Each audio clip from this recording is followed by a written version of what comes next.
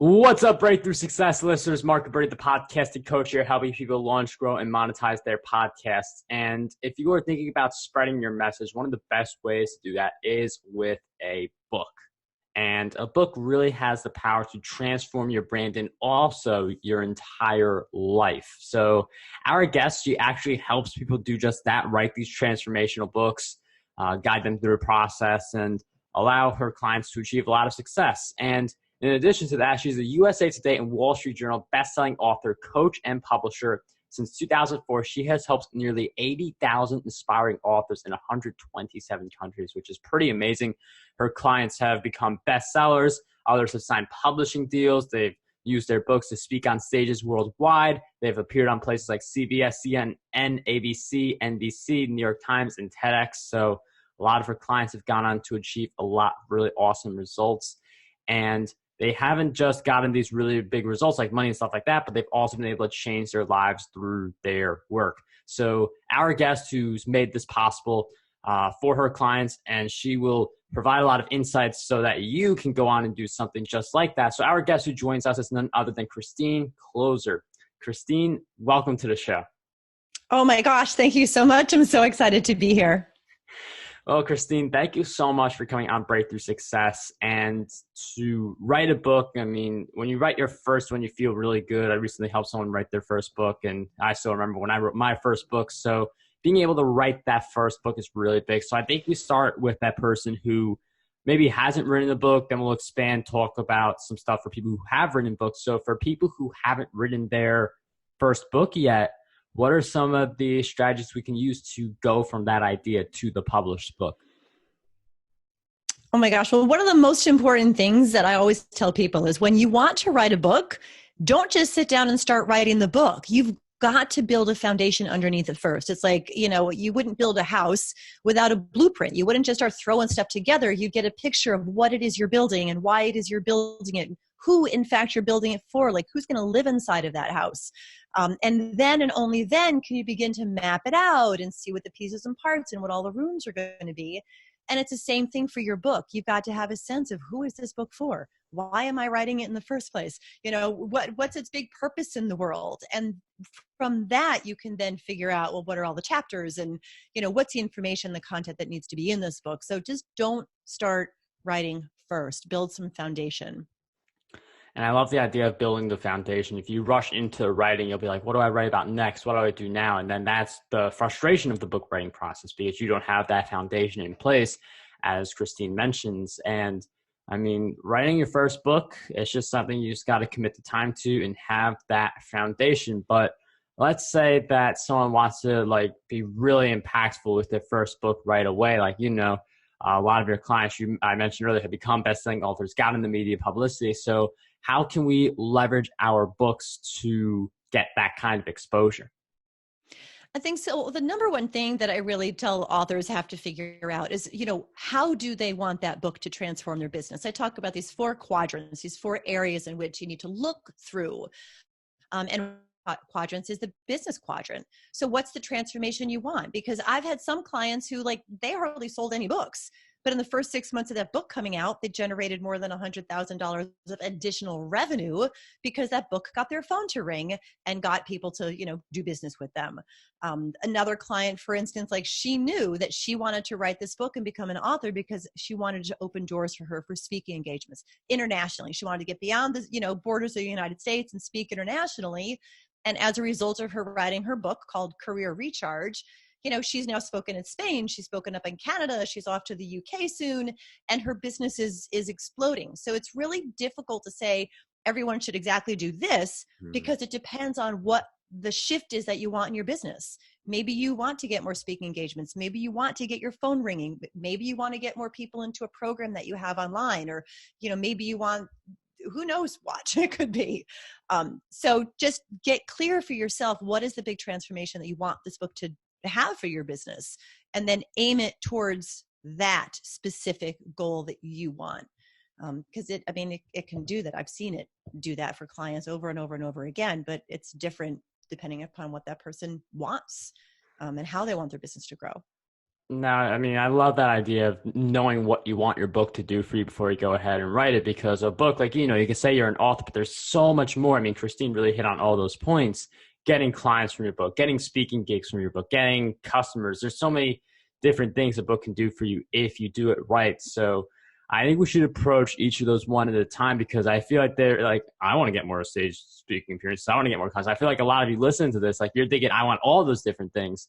And I think if we go one at a time to see like what's the best approach for each of those, I think that'll really give you guys listening a good insight. So I think if we first approach this from the standpoint of getting clients from a book, what would that approach look like? Well, primarily, I mean, one of the best ways to get clients is to get into a conversation with them, whether that's you yourself or someone on your team who sort of does those sort of consulting calls to see if someone's a right fit for you.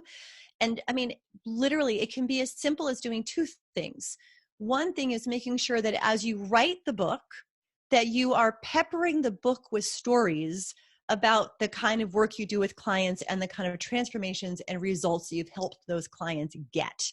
Because as they're reading these stories that you've put into the book, they're putting themselves automatically in the seat of that, client. Like, wow, if they did that for this person, they could do that for me. So you've got to make sure that you include client stories and, the results that you've gotten for people. And then the second thing, if you really want to grow your business and get more clients, is to make that very clear and explicit in the book itself. Tell people, go here now to schedule a free consultation. You can put it in the back matter of the book. You can, you can even write it in the copy of the book. But if you don't tell them exactly what you want them to do and where to go and how to do it and how easy it is and how excited you are to talk with them and help them and, whatever it is that you're going to help them do, they could just read the book and put it down and never knowing that you were even available for them to reach out to and work with directly. So be specific and plant seeds with sharing some of those success stories. And that's two of the best things you can do to help actually grow the business with the book. And I feel like that back of the book is something very underutilized. A lot of people, they just say in conclusion, they end the book, and then they do an about the author. But you drives me crazy when I see that, Mark. Absolutely real nuts. Estate. The most valuable real estate. Absolutely. I mean, it would be like, someone listening to the end of Breakthrough Success, an episode. And if you stick with us to the end of this episode, you're very different in terms of like how much you like my content, how much you like Christine, versus if you just listen to this for like 10 seconds. So that's where at the end of the book, you can have your strategy calls. A lot of authors, they'll do like other books by the author. There's just so many things you could put in the back. I'm wondering, what are some of the things you suggest putting in the back, like a strategy call, like services? Is there anything that I feel like even people who know about the back of the book are missing out on? Well, definitely there's specific instruction for people to contact you if they're interested in getting a strategy call. That's a big one. Like sometimes I like it actually in one of my books, like I have just a resource page and there's 4 different things that I list. It's like, if you're interested in writing a book, you can go here to learn more about my program. If you want to work with me as a private coaching client, email here to my team so we can set up a time to talk. So I give them some very specific options. So what are all of the possible ways that you might want one of your readers to engage with you? And you can just do a resource section that gives them the options. You could do this, you could do that, you could come to my event, you could do private coaching, you could do a VIP day. Just let them know what's available. But if there is one specific thing that you want them to do to get them sort of in that sweet spot in your business, then like put a little bit more emphasis on that one where you want them. Does that make sense? Yeah, I like that, because you can have a lot of offers in play, but which one's going to be like the mix of like the most revenue and the most impact on the person. And for a lot of people, that is coaching, because you can charge like hundreds of dollars, even thousands of dollars an hour, depending on your status and what kind of client you want to attract. So coaching would be a really big impact thing. And again, like if you include the client stories, you have the stuff at the back of the book, that's going to really help you with getting clients from your book. Now, I'm wondering if you could also share with us, how do we get speaking gigs from a book? Because there are things you include in the book, but there's also like making sure it's in the hands of the right people. So I'm wondering what your thoughts are on that. Yes. Well, using a book to get more speaking engagements, first of all, just when you're pitching yourself to various, speaking opportunities, whether it's a local, Rotary Club or a Chamber of Commerce, or it's, to be on a stage at a larger event, when you're pitching yourself, and if there's two of you who are, going for the same speaking spot, speaking on the same topic, and one of you is an author, like right away, you've got leverage. And it kind of puts you a spot above the other person who's talking about the same topic, but didn't write the book on the very topic. So that's one of the ways, is just making sure that everybody knows, because I've seen authors that like their book is out, but they don't feature it in their own bios when they're actually out there pitching for speaking engagements. So you can do it that way. You can also offer, your book to everyone in the audience. That can be an extra incentive. Sometimes people wrap it into a speaking fee, or they make it available for free to close the deal. So you can just leverage your book in a number of different ways to help you get those engagements and open doors. If you're the type of person who goes on referrals and you're asking someone, hey, do you know some, place that might be a good fit for me for speaking? And they make an introduction, and you drop that print book in the mail with a, personally signed copy and a letter, and that goes in the mail to them. And then you follow up with the email saying, oh, I sent you a signed copy of my book, and so, suggested that I might be a good fit for this upcoming conference. You can just use it in a lot of different ways to boost your own clout and credibility for those influencers who can put you on stages. And Christine brings up a very important point. The book, like being able to send it to people, like the book is the business card on steroids. And I feel like if you don't have a book, it's not having a book nowadays is like not having a business card like 20 years ago. Like business cards are still pretty important, but they definitely had a much higher emphasis, especially when social media wasn't a thing. But not having a book now, in my eyes, is like not having a business card. I like to do shorter books, 80 to 90 pages, just because shipping them out is less expensive per book. So that's going to be the tip I offer there. But there's a lot of different ways you could leverage a book to open a lot of different doors. And I feel like a lot of the stuff around speaking, around getting clients from your book is very similar approach you would take if you want to like get someone to enroll into your course or to buy additional copies of your book. Would you say like it's the same approach for those two, or is there like some slightly different game plan for if you want to use your book to get more course and book sales? I mean, it's pretty much the same approach. I mean, if you want more people to sign up for your course, then you want to make sure that in the book, you're talking about the successes you had in the course. I talked earlier, if you want people to contact you for a strategy session and potentially be a private coaching client, then you want to share stories in the book about how it was working with your clients. Well, if the goal in the book is to have people in your course, then share stories about the success people have had in your course. If you want that book to get you more speaking engagements, then you can share stories in the book about, this particular audience you were speaking in front of and how many people it was and the transformations that happened and what the impact was for the company that you were speaking at or the conference you spoke at. So you can drop in those stories to emphasize, where it is you want people. So yeah, if it's online courses, then share success stories from your online course inside the book. We have a lot more great content coming up, but first I want to give a shout out to our sponsor for this episode.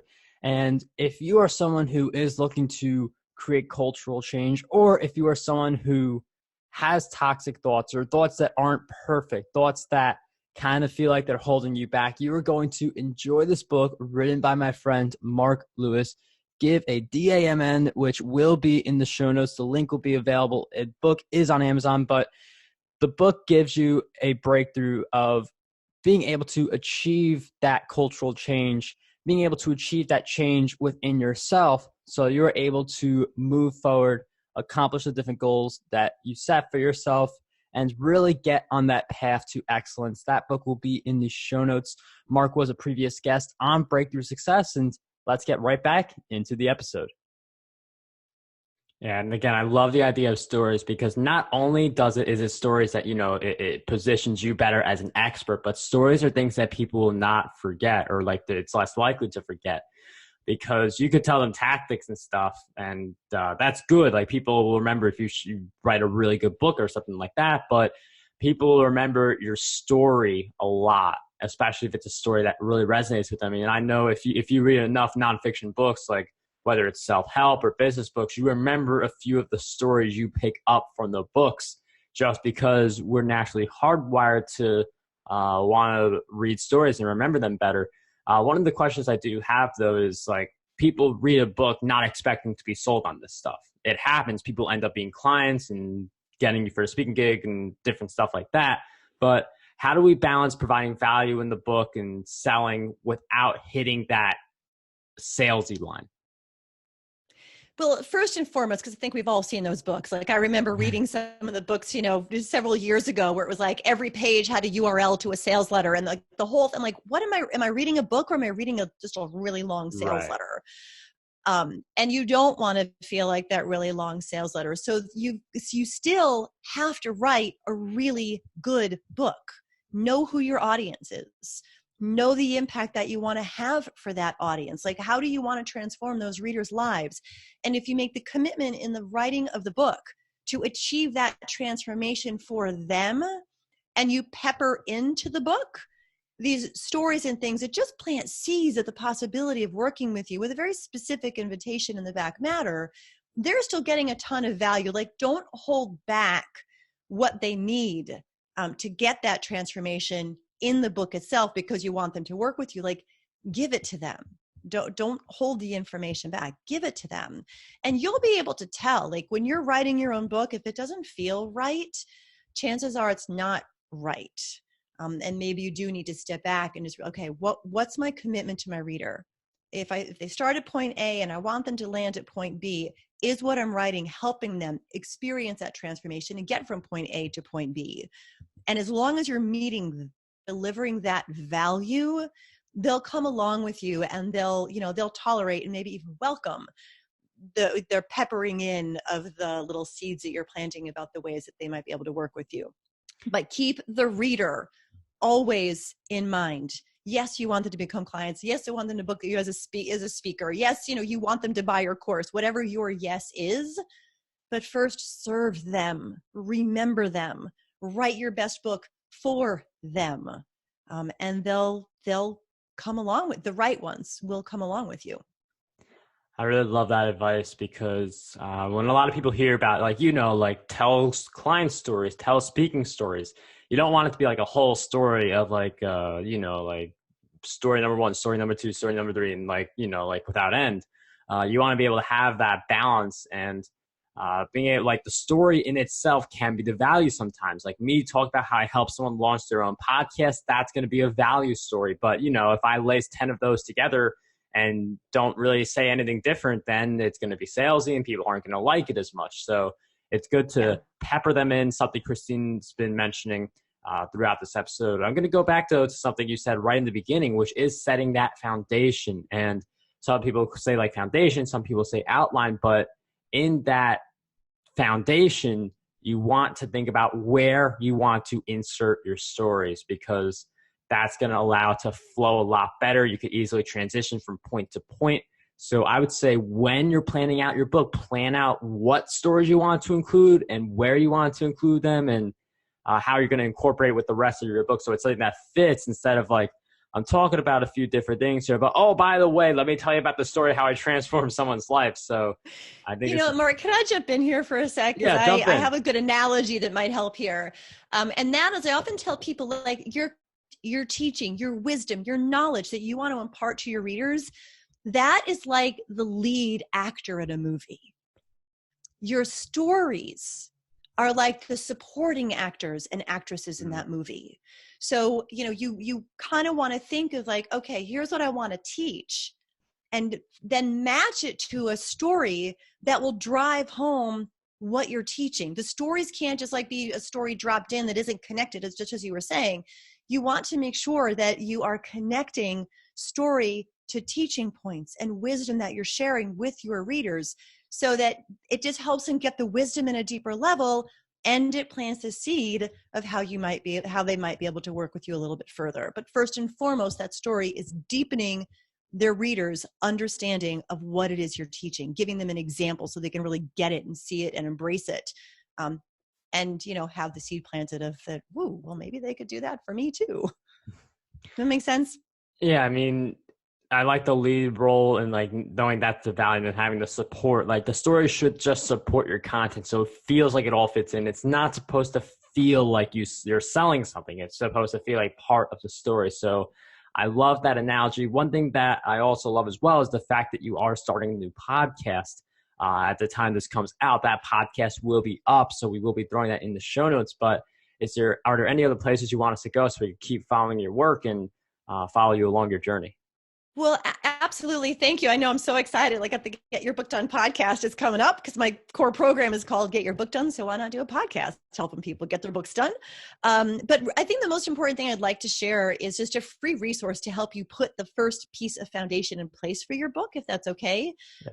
It's called the Transformation Quadrant. It's a very simple but powerful tool that'll help you kind of get the blueprint together for your book in as little as 15 minutes. It's quick, it's simple, it's free, and you can grab a copy of that free book. I don't know, are you going to have a link in the show notes? You want me to give it? Okay. We'll have the link in the show notes. Perfect. So just go to the show notes and grab a copy of that book. And it's a quick read, but I've seen so many authors just completely have lights go off like that they never even knew could go off just by doing that transformation quadrant for their own book. So start there. And once you opt in for that, you'll be in my world and I'll share more resources with you. Well, Christine, thank you so much for sharing all those resources, which will be in these show notes. And it was a pleasure to have you on Breakthrough Success. And I wish you the best of luck with your podcast. Thank you so much. It was a pleasure being here with you.